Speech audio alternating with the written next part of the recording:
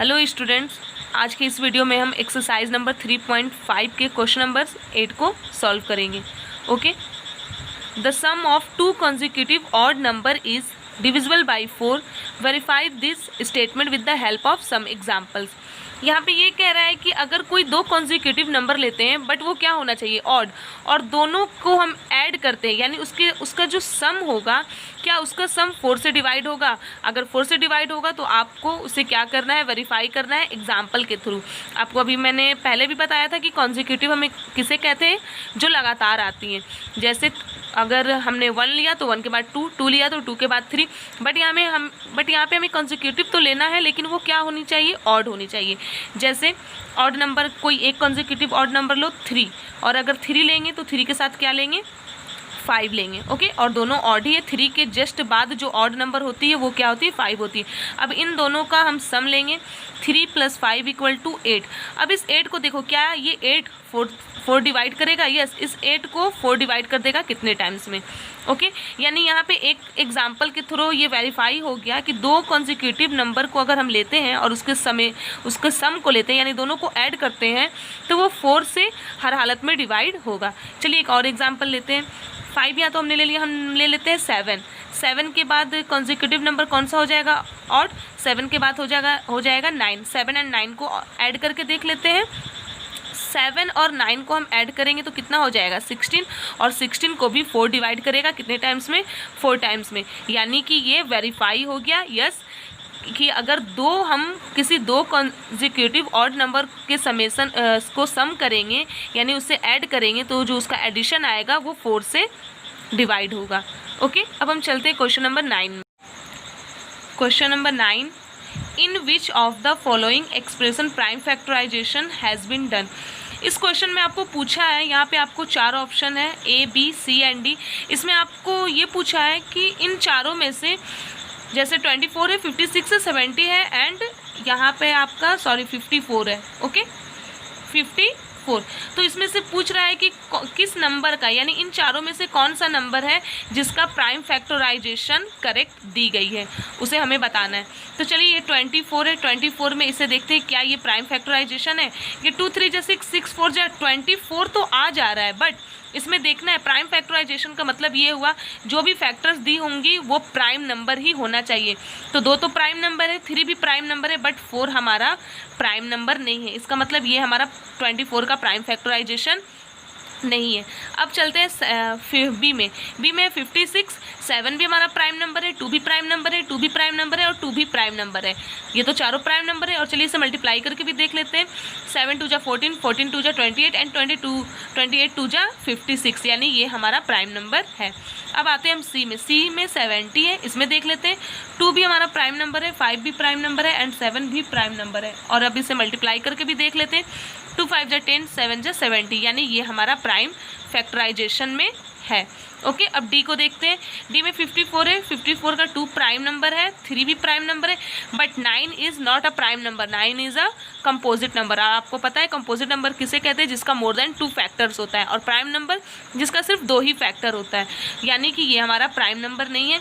2 3 जा 6, 6 9 जा 54 तो आ रहा है मल्टीप्लाई करके, बट ये इसके जो फैक्टर्स है वो प्राइम नहीं है, ये कंपोजिट है, इसलिए ये हमारा नहीं है। यानी हमारा आंसर क्या क्या हो जाएगा, हमारा आंसर हो जाएगा बी एंड सी।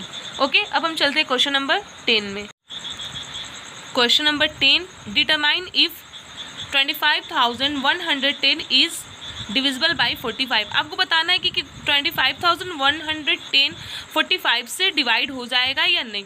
तो आपको यहाँ पे 25,110 को 45 से डिवाइड करके चेक नहीं करना है। यहाँ पे हम डिविजिबिलिटी रूल अप्लाई करके इसे चेक करेंगे कि क्या ये सच में इसका डिवाइड इससे होगा या नहीं होगा। आपको पता है कि 45 का एक फैक्टर है, क्या क्या है, एक फैक्टर 45 का फैक्टर है 5 एंड 9। ओके, और हमें पहले ये चेक करना है अगर 5 और 9, हालांकि 45 और भी इसके फैक्टर्स हो सकते हैं, जैसे 3 5 जा 3 15 जा 45, बट हमें 2 ऐसा नंबर हम यहाँ पे लेते हैं कि दोनों क्या हो, हमारा को प्राइम नंबर हो। जैसे 5 और 9 जो है हमारा को प्राइम नंबर है, और आपको मैंने डिविजिबिलिटी रूल के बारे में बताया था कि अगर कोई भी नंबर, अगर दो नंबर को प्राइम नंबर है, अगर वो नंबर 5 से भी डिवाइड होता है और 9 से भी डिवाइड होता है, अगर वो को प्राइम है तो वो उसके दोनों के प्रोडक्ट से भी वो नंबर डिवाइड होगा। जैसे यहाँ पे 25,110 है, इसको 5 से भी चेक करेंगे कि क्या ये 5 से भी डिवाइड हो रहा है, फिर इसको चेक करेंगे कि क्या ये 9 से भी डिवाइड हो रहा है। अगर इन दोनों नंबर से डिवाइड हो रहा है तो इसके प्रोडक्ट से भी ये डिवाइड होगा। और प्रोडक्ट से कब डिवाइड होगा? जब 5 और 9 को प्राइम नंबर होंगे तब। तो चलिए 25, आपको पता है कि 5 का डिविजिबिलिटी रूल क्या होता है? लास्ट डिजिट या तो 5 होना चाहिए या तो 0 होना चाहिए। तो यहाँ पे 25,110 में 0 क्या है? लास्ट डिजिट 0 है, यानी ये 5 से क्या होगा? डिवाइड होगा, इज डिविजिबल बाई 5। ओके, अब इसे हम 9 से भी चेक कर लेते हैं। 9 से चेक करने का क्या तरीका है? सम ऑफ ऑल डिजिट। 2 5 7 7 8 2 + 5 + 1 + 1 1 + 1 + 0। ओके, 2 5 7 7 1 8 8 1 9 9 + 0 9 9 9 से डिवाइड हो जाएगा 1 टाइम्स में, यानी ये 25,110 डिविजिबल बाई 9। ओके, ये 5 से 25,110 5 से भी डिवाइड हो गया, 9 से भी डिवाइड हो गया। अब हम चेक कर लेते हैं कि 5 9 को प्राइम नंबर है कि नहीं। यस, मैंने पहले ही चेक करके लिया, लेकिन इसे फिर से देख लेते हैं। 5 का फैक्टर आपको पता है क्या क्या होगा? 5 का फैक्टर आपका हो जाएगा, 5 का फैक्टर होगा 1 और 5, एंड 9 का फैक्टर हो जाएगा 1 3 और 9। और दोनों का जो कॉमन फैक्टर है 1 है। कॉमन फैक्टर क्या आया? कॉमन फैक्टर 1 है। और आपको पता है कि जब कॉमन फैक्टर 1 होगा यानी ये नंबर कोप्राइम हो जाएंगे। और अगर कोप्राइम नंबर किसी नंबर को डिवाइड करता है तो उसका प्रोडक्ट भी उस नंबर को डिवाइड करेगा, यानी 5, यानी इनका प्रोडक्ट क्या हो जाएगा? इनका प्रोडक्ट हो जाएगा 5 × 9, यानी 45 भी इस नंबर को डिवाइड करेगा। तो हम यहाँ पे लिख सकते हैं कि yes, 25,110 is also divisible by 45। क्यों? क्योंकि इसके जो फैक्टर्स है 5 और 9 कोप्राइम नंबर है, और ये जब कोप्राइम नंबर उसको डिवाइड करेंगे तो उसके प्रोडक्ट भी उस नंबर को डिवाइड करेगा। ओके, अब हम चलते हैं क्वेश्चन नंबर 11 में।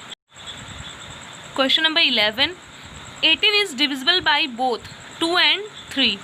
It is also divisible by 2 × 3 यानी 6।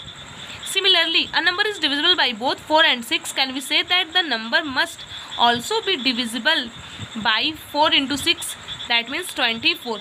If not, give an example to justify your answer. यहाँ पे कह रहा है कि 18 जो है 2 से भी डिवाइड होता है और 3 से भी डिवाइड होता है। ठीक है, 2 और 3 दोनों से डिवाइड हो रहा है। क्या हम पहले देख लेते हैं कि क्या 2 और 3 प्राइम नंबर्स है?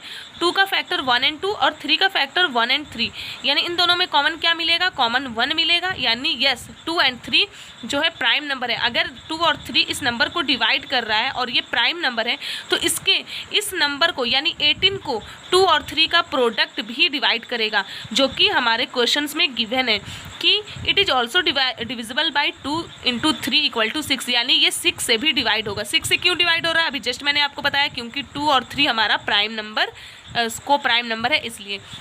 तो फिर आगे क्वेश्चन कह रहा है similarly a number is divisible by both 4 and 6। उसी तरह एक नंबर है, कोई भी एक नंबर है जो अपने माइंड में आप सोच लो, वो 4 से भी डिवाइड हो रहा है और 6 से भी डिवाइड हो रहा है। Can we say that the number must also be divisible by 4 × 6, that means 24। अगर कोई नंबर जो आपने माइंड में सोचा है 4 और 6 दोनों से डिवाइड हो रहा है, क्या 4 और 6 यानी उसके प्रोडक्ट यानी 24 से भी वो डिवाइड होगा? अगर नहीं होगा डिवाइड तो आप एग्जाम्पल के थ्रू उसको जस्टिफाई करिए। तो आपको पहले ये देखना है 24 से तब डिवाइड होगा जब 4 और 6 हमारा को प्राइम नंबर होंगे तब। तो चलिए 4 और 6 को देख लेते हैं। 4 का फैक्टर हो जाएगा 1 2 और 4 और 6 का फैक्टर हो जाएगा 1 2 और 3। तो चलिए इसमें कॉमन फैक्टर क्या क्या है पहले देख लेते हैं। इसमें कॉमन फैक्टर जो है वो हमारा है 1 1 मैच कर रहा है, 2 2 मैच कर रहा है। इसमें कॉमन फैक्टर 1 और 2 दो है। आपको मैंने बताया था कि कोई नंबर को अगर दो नंबर यानी 4 और 6 डिवाइड कर रहा है तो उसके प्रोडक्ट भी डिवाइड होगा। कब? जब वो नंबर को प्राइम होगा। और को प्राइम नंबर कब होगा? जब सिर्फ 1 फैक्टर होगा।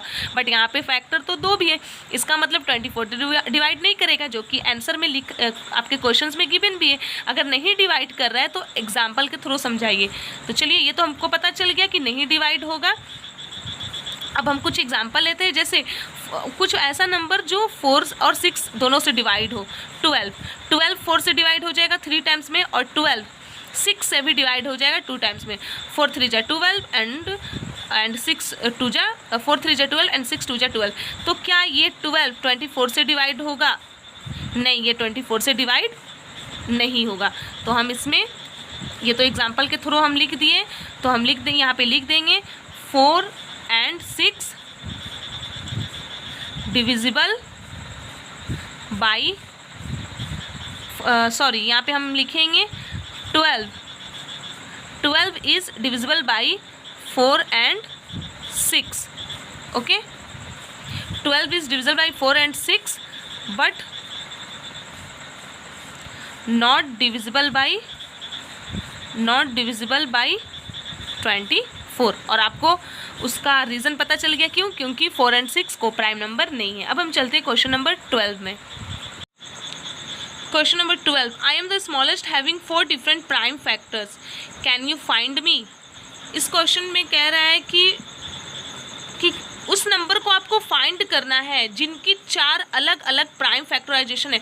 आपको यहाँ पे 4 डिजिट का स्मॉलेस्ट नंबर नहीं फाइंड करना है। ओके, 4 डिजिट का स्मॉलेस्ट नंबर नहीं फाइंड करना है कि उसमें डिजिट जो है 1 2 3 4 होना चाहिए, ये आपको नहीं फाइंड करना है।